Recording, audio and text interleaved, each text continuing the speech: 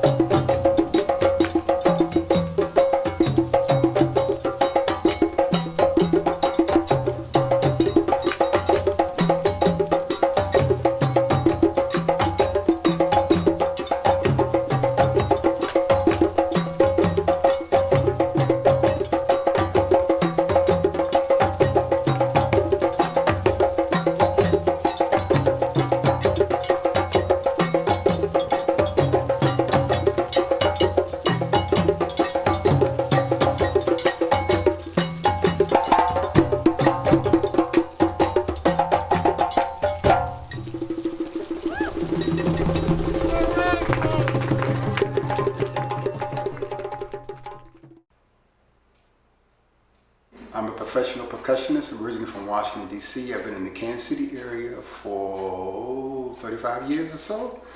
And I've been able to establish myself as a percussionist in the area and create an organization called the Traditional Music Society, which is a non-for-profit. We provide music and dance from different cultures around the world, primarily West Africa, the Caribbean, and Brazil, all the African-based societies. And we've designed a pedagogy to go into schools, community centers, halfway houses, detention centers, and teach these youngsters through music from these cultures to better their interpersonal skills, their listening skills, their cognitive skills, self-esteem, and all those good things that youngsters need these days through music. Voyage of the Drummer, which is a broader perspective of this whole thing. So it's not just how African ideas and concepts of music and dance dovetail into jazz, but all genres, you know, whether it's hip hop, or house, Latin, reggae, you know, second line, samba, you know, calypso, you know, all those things. So we have to understand that when we study all these genres, they have their roots in the African diaspora. The idea behind musical expression in Africa is that it has meaning. It has a very practical meaning in their lives. I always tell my students, there's no noun for music in Africa. It's synonymous with sacred.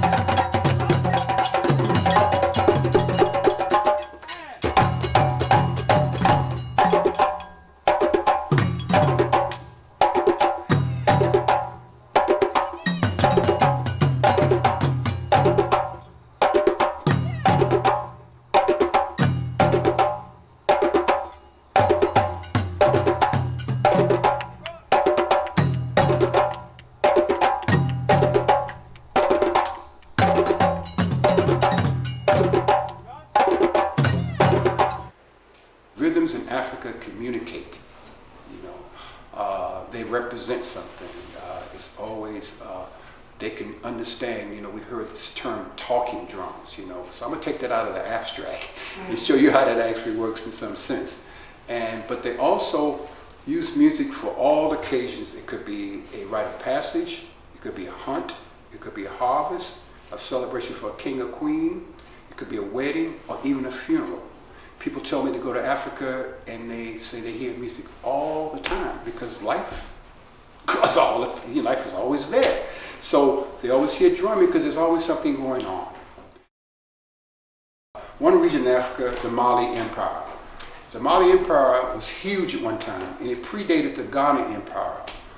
And later on it was the Songhai Empire, but in the middle, the Mali Empire was a lot bigger, and it encompassed not only Mali, but Senegal, Gambia, Guinea, Ghana, Sierra Leone, Ivory Coast, all those regions. So this particular drumming tradition was a part of that. And there's a whole history about a particular person in the Malian culture called the Jelly. We know him as the griot. And they played this drum here, if they played a drum. This is the drum, and it's called Dun Dun, D-U-N-D-U-N. So the Dun Dun drum is a drum that's played in Africa to this very day. It's a living culture. It's been taken upon by African Americans, Caucasians, Latinos in our culture. They play it, they love it, and they know the history of it. And if they study properly, they are an extension of the Jelly tradition. Lambon is one of the oldest rhythms in West Africa. It's one of the first rhythms I teach all my students. And Lamba is not only just a rhythm, but it was connected to a particular event that happened in the era of King Mansa Musa. And I think during the 12th or 13th century. Mansa Musa was a great king of the Mali Empire, and he's actually was responsible for taking his entire village on Hajj, which is pilgrimage, because they were Muslims at the time, all the way across the Sahara Desert, through Egypt, all the way to Mecca, and back. On horseback, goats, sheep, donkeys, the kids, everybody went on this journey. And this particular rhythm was designed during that period. And when you hear it, and when you see the dance to it, it really, it facilitates easy movement in the desert sand. So my wooden stick and my metal striker, this is the bell, this is the head, and I'll play lambon for you.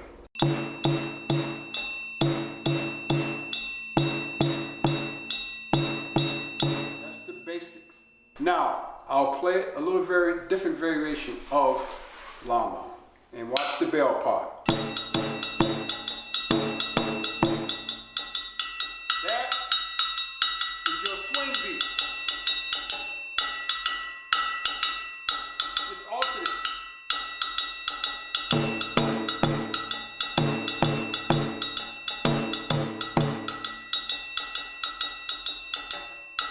Jazz, swing.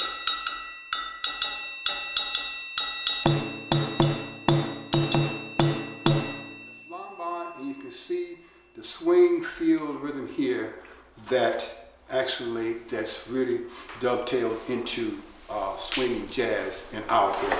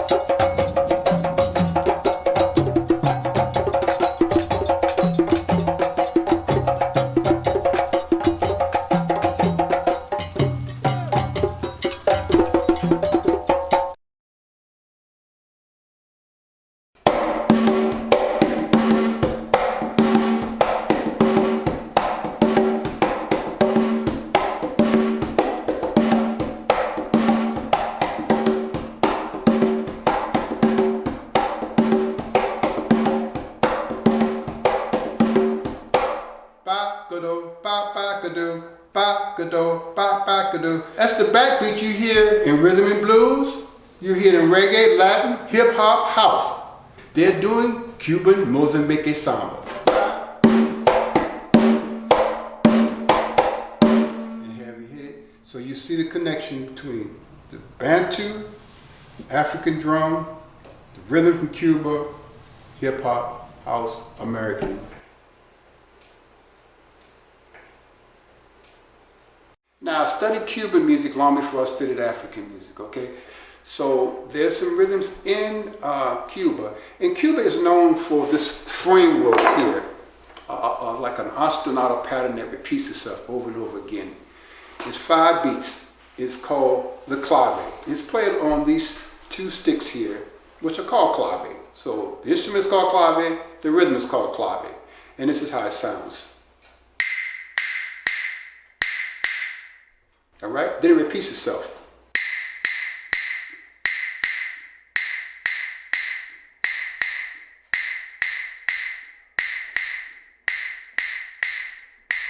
That clave is the framework for all the rhythms in Cuba. Without the clave, there's no mambo, there's no cha-cha, there's no Mozambique, there's no bembe, there's no rumba, there's no guaguancó. All right? And so and you got to understand that this is the essence of what we call polyrhythm. So this conga drum, we can have 5 or 6 or 7 of those conga drums, and each one will have a separate rhythm. But it's all centered around the framework of the clave. Wealth of knowledge at our hands, historically speaking, with all this culture, the African culture providing this beautiful music with us. And I think, as they all say, music brings people together. So this proves of that, you know. So we're just waiting for the political and economic world to catch up with the music.